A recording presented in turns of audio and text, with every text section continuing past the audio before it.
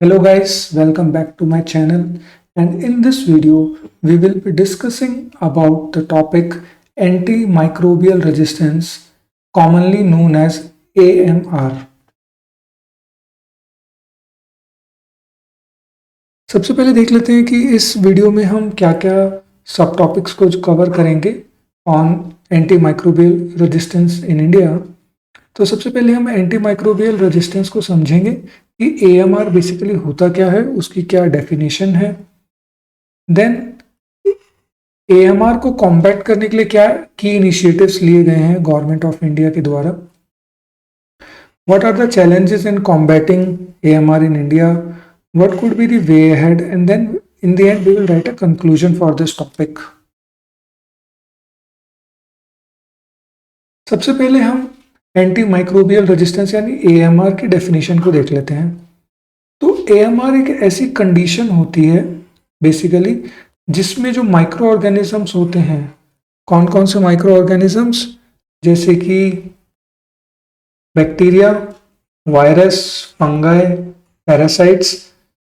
सो ये जो micro organisms होते हैं, ये जो एंटी माइक्रोबियल मेडिसिन्स होती हैं, जैसे बैक्टीरिया के लिए एंटीबायोटिक्स, वायरल के लिए या वायरस के लिए एंटीवायरल, फंगाई के लिए एंटी फंगल, पैरासाइट्स के लिए एंटी पैरासाइट्स।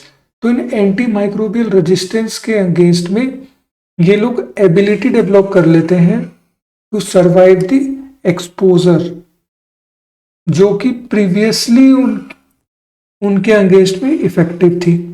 तो सिंपल भाषा में अगर हम कहें तो जो ड्रग्स पहले इन माइक्रो ऑर्गेनिजम्स के अगेंस्ट में काम कर रही थी, वो अब काम करना बंद कर देती हैं, क्योंकि जो माइक्रो ऑर्गेनिजम्स या माइक्रोब्स होते हैं वो अडेप्ट कर लेते हैं और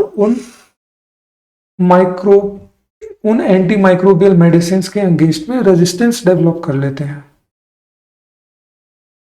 आगे हम देखते हैं कि how does AMR occur.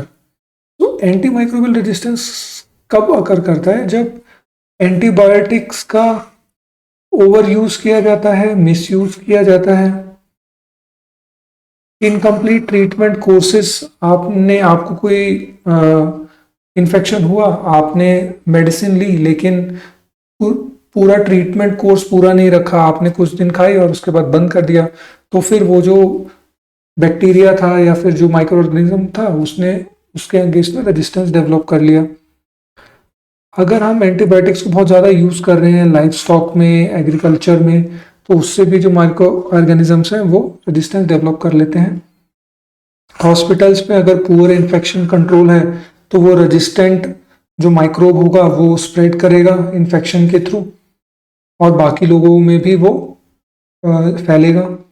Environmental contamination के कारण, अगर जो एनवायरमेंटल कॉन्टेमिनेशन होगा, जो सीवेज है या वेस्ट वाटर है वो सब डंप किया जाएगा रिवर्स में, तो वहाँ पे भी जो माइक्रो ऑर्गेनिजम्स हैं वो जब एंटीबायोटिक्स का या बाकी चीज़ों का जो वेस्ट वाटर है वो जाएगा, तो वो वहाँ के जो माइक्रो ऑर्गेनिजम्स होंगे वो डेवलप करना चालू कर देंगे रेजिस्टेंस को। आगे हम देखते हैं what are the key initiatives to combat antimicrobial resistance in India. इसमें से सबसे पहला जो है that is the national action plan on antimicrobial resistance. इसको शॉर्ट में हम NAPAMR बोलते हैं, national action plan on antimicrobial resistance. तो 2017 से 2021 के लिए लॉन्च किया गया। उसके बाद अब NAPAMR 2.0 लॉन्च किया गया है 2025 से 29 के लिए। और इस नेशनल एक्शन प्लान के जो फोकस एरियाज हैं उसमें है कि सर्वेलेंस करें हम एंटीमाइक्रोबियल रेजिस्टेंस के लिए, इन्फेक्शन को प्रिवेंट करें, रैशनल ड्रग यूज पे फोकस करें, रिसर्च पे और अवेयरनेस पे। सेकेंड जो इनिशिएटिव लिया गया है that is the ICAMR। ICMR is Indian Council of Medical Research, उसका AMR सर्वेलेंस नेटवर्क। तो 2013 में जो है AMR सर्वेलेंस नेटवर्क को एस्टेब्लिश किया गया, which is the AMRSN in short form. ये हमारे टर्शियरी केयर जो हॉस्पिटल्स हैं उसको कवर करता है और जो पैथोजेंस हैं उसमें रेजिस्टेंस पैटर्न्स को मॉनिटर करता है, किस तरीके से रेजिस्टेंस पैटर्न जो है डेवलप हो रहा है और कैसे वो आगे बढ़ रहा है, उसको पूरा मॉनिटर करता है surveillance network. Next is the red line campaign. इसमें जो एंटीबायोटिक्स हैं उसमें एक रेड वर्टिकल लाइन मार्क की जाती है पैकेजिंग के ऊपर, ताकि ये अवेयरनेस फैलाई जा सके लोगों में कि इन ड्रग्स का मिसयूज नहीं करना है और डॉक्टर की प्रिस्क्रिप्शन के बिना इन ड्रग्स को कंज्यूम नहीं करना है। इससे ओवर द काउंटर जो मिसयूज होता है उसको भी डिस्करेज करने की कोशिश की गई है। Fourth point is schedule H1 under drugs and cosmetic rules. तो जो क्रिटिकल एंटीबायोटिक्स हैं उनकी सेल को बिल्कुल रिस्ट्रिक्ट करके रखा है हमने, विदाउट प्रिस्क्रिप्शन जो है वो सेल नहीं की जाएंगी। और जो फार्मासिस्ट्स हैं वो भी मैंडेटरी जो है रिकॉर्ड कीपिंग करेंगे। ये शेड्यूल H1 ड्रग्स के लिए under drugs and cosmetic rules apply होता है। फिफ्थ, अगर हम देखें the national treatment guidelines for antimicrobial use, तो ICMR ने ये ट्रीटमेंट गाइडलाइंस को इशू किया था 2016 में। उसके बाद फिर सब्सिक्वेंटली उसने रिवाइज किया है इसको, और इसमें बात की गई कि जो एंटीबायोटिक का जो प्रिस्क्रिप्शन दे रहे हैं, चाहे वो पब्लिक सेक्टर में दिया जा रहा है या प्राइवेट सेक्टर में दिया जा रहा है, उसको स्टैंडर्डाइज किया जाए कि क्या प्रिस्क्रिप्शन में क्या चीजें होंगी, कैसे होंगी, तो वो एक स्टैंडर्डाइज रहे। चाहे पब्लिक सेक्टर में कोई प्रिस्क्रिप्शन दे रहा है, चाहे प्राइवेट सेक्टर में दे, वो सेम रहना चाहिए। Next is the one health approach. So national one health mission को जो है बेसिकली लॉन्च किया गया है गवर्नमेंट ऑफ इंडिया के द्वारा, जो कि इंटीग्रेट करता है ह्यूमन, एनिमल और एनवायरमेंटल हेल्थ को। तो वो नेशनल वन हेल्थ मिशन का मानना है कि ह्यूमन हेल्थ, एनिमल हेल्थ और एनवायरमेंटल हेल्थ एक दूसरे से लिंक्ड है और उन तीनों को इंटीग्रेट करता है, ताकि जो एंटीबायोटिक का जो मिसयूज होता है उसको वो रेगुलेट कर सके लाइफ स्टॉक और फिशरीज में। क्योंकि लाइफ स्टॉक, फिशरीज या एग्रीकल्चर में या एनवायरमेंटल कॉन्टामिनेशन में, इन सब की वजह से जो AMR डेवलप होगा वो अल्टीमेटली ह्यूमन हेल्थ को भी अफेक्ट करेगा। तो तीनों जो है वो एक दूसरे से काफी इंटरलिंक्ड है। Seventh, that is infection prevention and control initiatives.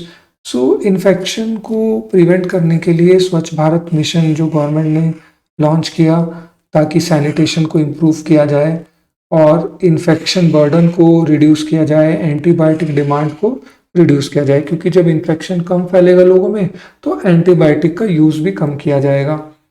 फिर नेशनल हेल्थ मिशन जो है गवर्नमेंट का, उसके तहत जो primary health care infection control है उसको स्ट्रेंथन करने की कोशिश की गई कि प्राइमरी हेल्थ केयर लेवल पे इन्फेक्शन को कंट्रोल किया जाए।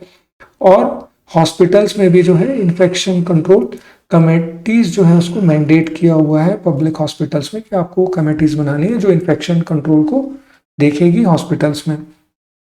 Next is the universal immunisation programme, in short it is called as UIP।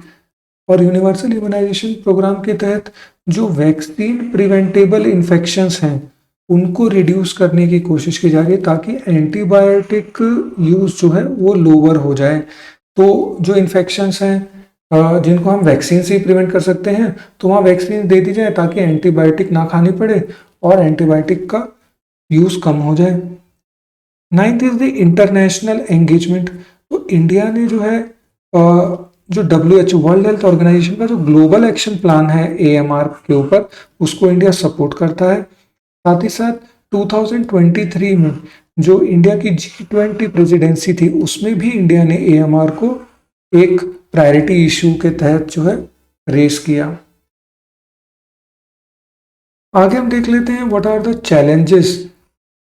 Challenges in combating AMR in India. First one is high and irrational antibiotic consumption.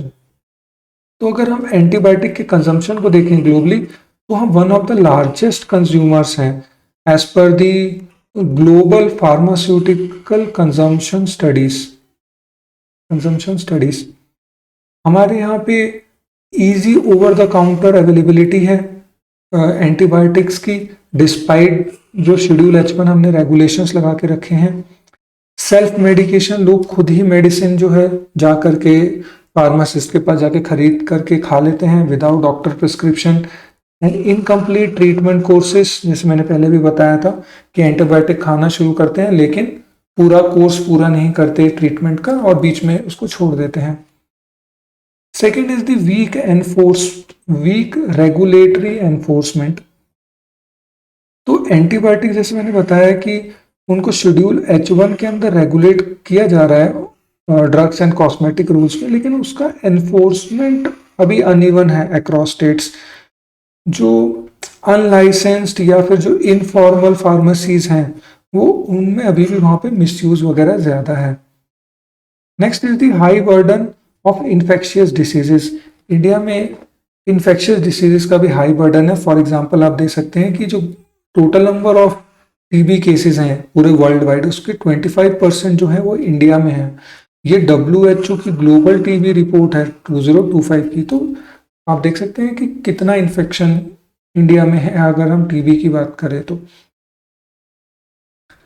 Next fourth point को अगर हम देखें तो it is the इनएडिक्वेट surveillance and laboratory capacity.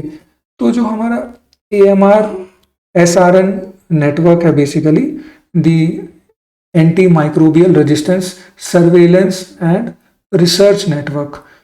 तो ये जो surveillance network है वो मैंने जैसे आपको पहले बताया था कि टर्शरी हॉस्पिटल्स के लिए ही लिमिटेड है, और जो रूरल या फिर जो डिस्ट्रिक्ट लेवल लैब्स हैं उनमें अभी डायग्नोस्टिक कैपेसिटी भी अभी उतनी नहीं है। Next we will discuss is the poor infection prevention and control. IPC हम इसको बोल रहे हैं, इन्फेक्शन प्रिवेंशन एंड कंट्रोल को हम IPC, तो पुअर IPC। तो हमारे जो पब्लिक हॉस्पिटल्स हैं वहाँ पे ओवर क्राउडेड है, वहाँ पे इनएडिक्वेट सैनिटेशन है, ठीक है, जिसकी वजह से हॉस्पिटल एक्वायर्ड इन्फेक्शंस HAIs जो हैं वो बढ़ रहे हैं, ज़्यादा हैं। बायोमेडिकल वेस्ट का मिसमैनेजमेंट होता है जिसकी वजह से एनवायरमेंटल AMR जो है स्प्रेड होता है। Sixth is low public awareness. Rural areas में खास करके जो है अवेयरनेस काफ़ी लिमिटेड है। रेड लाइन कैंपेन भी जो है उस पर भी अवेयरनेस कम है, और साथ ही साथ जो इनफॉर्मल मार्केट्स हैं वहाँ पे भी उसका जो पेनिट्रेशन है वो बहुत ही ज़्यादा लिमिटेड है। सेवेंथ चैलेंज देखें तो antibiotic use in life stock and agriculture. तो एंटीबायोटिक्स को यूज किया जाता है एज ग्रोथ प्रमोटर्स पोल्ट्री में और एक्वाकल्चर में, और इन वेटनरी और ये फिशरीज सेक्टर्स में जो मॉनिटरिंग है वो बहुत ही ज़्यादा वीक है। जो एंटीबायोटिक्स का है उसका काफ़ी मिसयूज होता है, वहाँ पे ज़्यादा मॉनिटरिंग नहीं हो पाती इन सेक्टर्स में, वेटनरी में, पोल्ट्री में, एक्वाकल्चर, फिशरीज, एग्रीकल्चर, इन सभी में वीक मॉनिटरिंग है। इसका आप एग्जांपल दे सकते हैं कि कोलिस्टेन रेजिस्टेंस जीन MCR1 इन लाइफस्टॉक, इसका डिटेक्शन हुआ है, और इससे ग्लोबली काफ़ी सारे कंसर्न रेज होते हैं कि लाइफस्टॉक के अंदर एक MCR का फुल फॉर्म है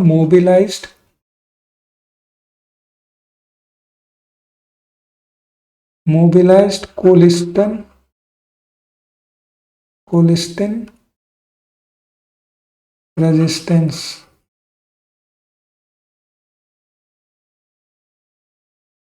MCR1 जीन।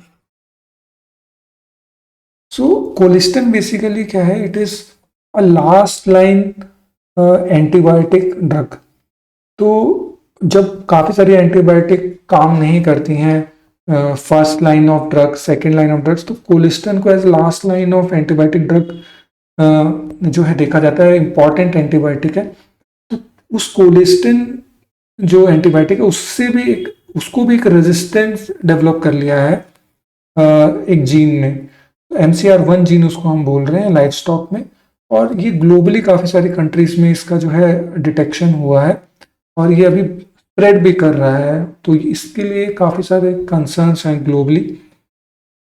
नेक्स्ट है limited research and development and new antibiotic pipeline. तो जो फार्मास्यूटिकल कंपनीज हैं उनमें भी अभी कोई ज़्यादा इंसेंटिव नहीं रहा है कि वो न्यू एंटीबायोटिक्स को डेवलप करें, और इंडिया भी जो है ज़्यादा हैविली रिलाय करता है जेनेरिक मेडिसिन और जेनेरिक मैन्युफैक्चरिंग के ऊपर rather than the innovation part.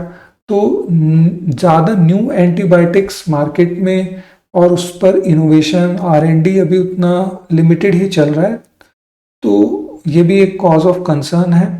Ninth are the environmental factors, जो फार्मास्यूटिकल कंपनीज के एफ्लुएंट्स वाटर बॉडीज में जाते हैं उससे भी रेजिस्टेंट स्ट्रेन्स कंट्रीब्यूट होते हैं। फार्मास्यूटिकल एफ्लुएंट्स में एंटीबायोटिक्स भी होती हैं, उनके भी एफ्लुएंट्स वाटर बॉडीज में जाते हैं और फिर वहाँ के जो माइक्रो ऑर्गेनिजम्स हैं वो रेजिस्टेंस डेवलप कर लेते हैं। और सिमिलरली जो वेस्ट वाटर हमारा ट्रीटमेंट सिस्टम है अर्बन एरियाज में वो भी काफ़ी पुअर है, तो उसकी वजह से भी स्प्रेड हो रहा है AMR।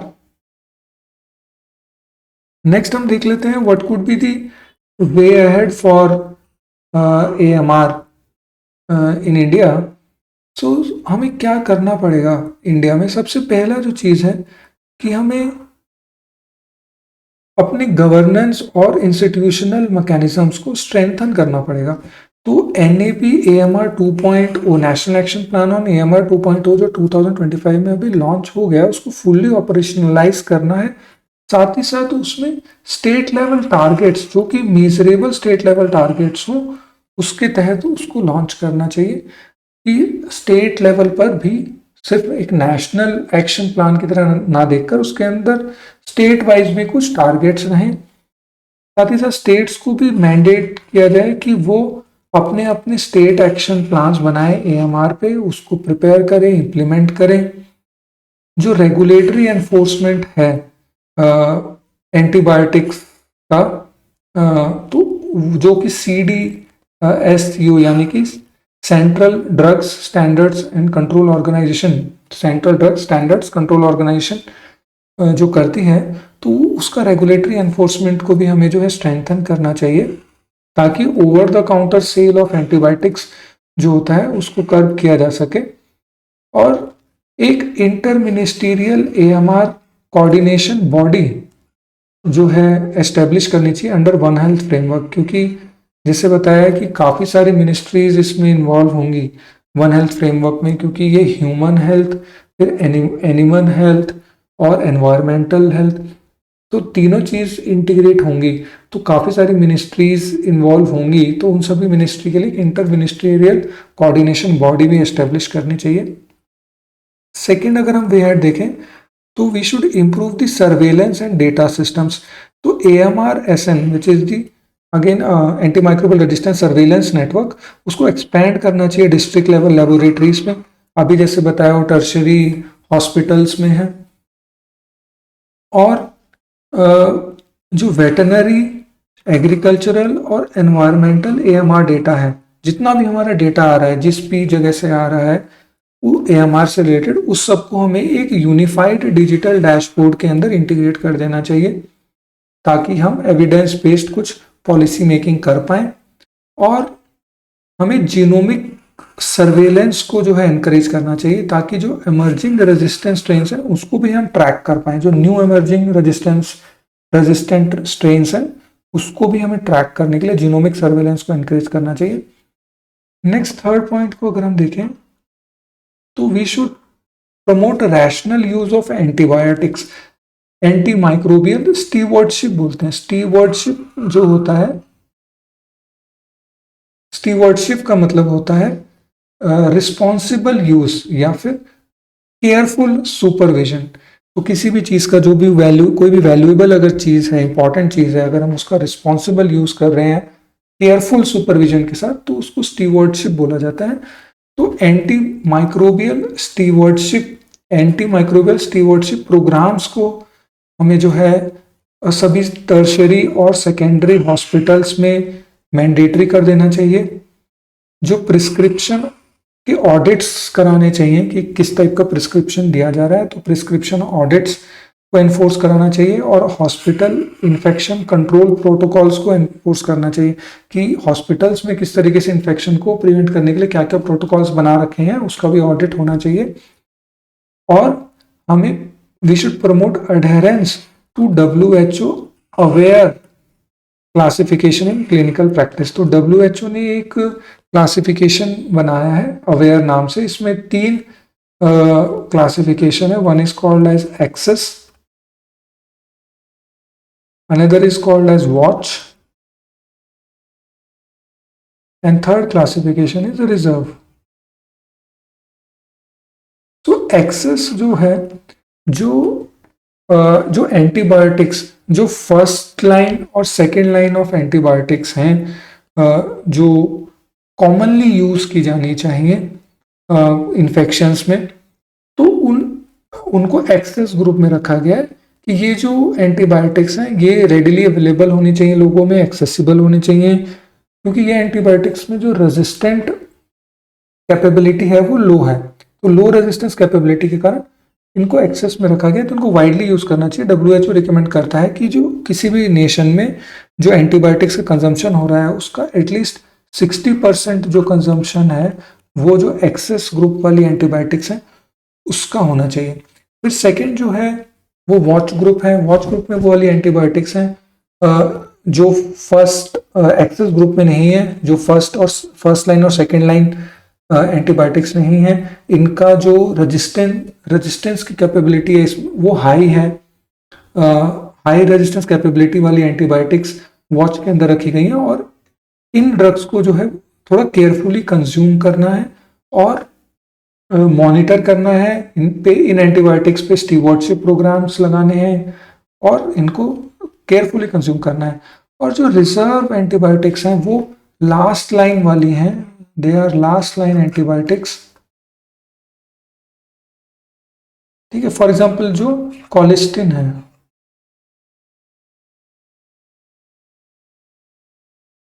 तो लास्ट लाइन एंटीबायोटिक्स कोलिस्टिन की, जब कोई भी एंटीबायोटिक काम नहीं करेगी तो ये वाली एंटीबायोटिक यूज करनी है, तो इनको रिजर्व कैटेगरी में रखा गया है।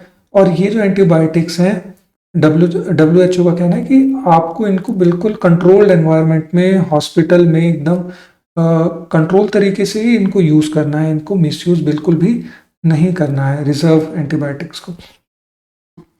फोर्थ जो पीरियड है that is boost research and innovation. तो हमें फार्मास्यूटिकल रिसर्च एंड डेवलपमेंट को इंसेंटिवाइज करना चाहिए ताकि न्यू एंटीबायोटिक्स आए मार्केट में, न्यू डायग्नोस्टिक टेक्निक्स आए, अल्टरनेटिव थेरेपीज आए। Next fifth is we should strengthen primary health care and infection prevention. तो हमें सैनिटेशन को इम्प्रूव करना चाहिए, हाइजीन को इम्प्रूव करना है अंडर द स्वच्छ भारत मिशन। और UIP यूनिवर्सल इम्यूनाइजेशन जो प्रोग्राम है उसके तहत वैक्सीनेशन कवरेज को भी हमें इंक्रीज करना है। नेक्स्ट हम देख लेते हैं कि इस टॉपिक के ऊपर हम क्या कंक्लूजन लिख सकते हैं। तो सबसे पहले हम AMR के बारे में बता देंगे कि AMR क्या है, क्यों इतना इम्पोर्टेंट हो गया उसको एड्रेस करना, हल्का 1 या 2 लाइन में। फिर हम इनिशिएटिव बता देंगे कि गवर्नमेंट क्या क्या इनिशिएटिव ले रहा है, 1-2 लाइन में, जस्ट 1 लाइन में। चैलेंजेस बता देंगे 1 लाइन में कि ये चैलेंजेस हैं, और फिर लास्ट में कंसर्न्स शो करेंगे कि AMR को एड्रेस करना हमारे लिए क्यों इतना ज़रूरी हो रहा है। बस वो 1-1 लाइन में जस्ट उसको बता करके एक कंक्लूजन बन जाएगा। तो सबसे पहले वर्ड में हम ये बता सकते हैं कि AMR बेसिकली एक साइलेंट पेंडेमिक बन गया है और ये हमारी इंडिया की पब्लिक हेल्थ को थ्रेटन कर रहा है। इनिशिएटिव्स में बता देंगे कि इंडिया का जो रिस्पॉन्स है टू AMR उसमें एक कॉम्प्रिहेंसिव स्ट्रेटजी है, और उस कॉम्प्रिहेंसिव स्ट्रेटजी में हम regulation, surveillance, stewardship, sanitation, vaccination सभी कंपोनेंट्स को लेकर के चल रहे हैं। चैलेंजेस में हम बता देंगे AMR में कि मल्टी डायमेंशनल चैलेंजेस हैं, मल्टी सेक्टोरल चैलेंजेस हैं, है ना, चाहे वो एनफोर्समेंट रिलेटेड हो, इंस्टीट्यूशनल रिलेटेड हो, अवेयरनेस रिलेटेड हो, तो वो सभी चैलेंजेस हैं हमारे पास। और कंसर्न में हमें बता देंगे कि जो भी सिस्टमिक बॉटलनेक्स रह गए हैं, जो भी कमियां हैं, उन सबको हमें एड्रेस करने की ज़रूरत है ताकि हम AMR को प्रिवेंट कर सकें कि वो एक full scale public health crisis ना बन जाए। तो एक कंसर्न हम वहाँ पे शो करने की कोशिश कर रहे हैं कंक्लूजन में कि full scale public health crisis नहीं बनना चाहिए, तो उसके लिए हमें सिस्टमिक बोटलनेक्स को एड्रेस कर लेना है। So thank you very much. आज के लिए इतना ही, मिलते हैं नेक्स्ट वीडियो में, तब तक के लिए बाय बाय।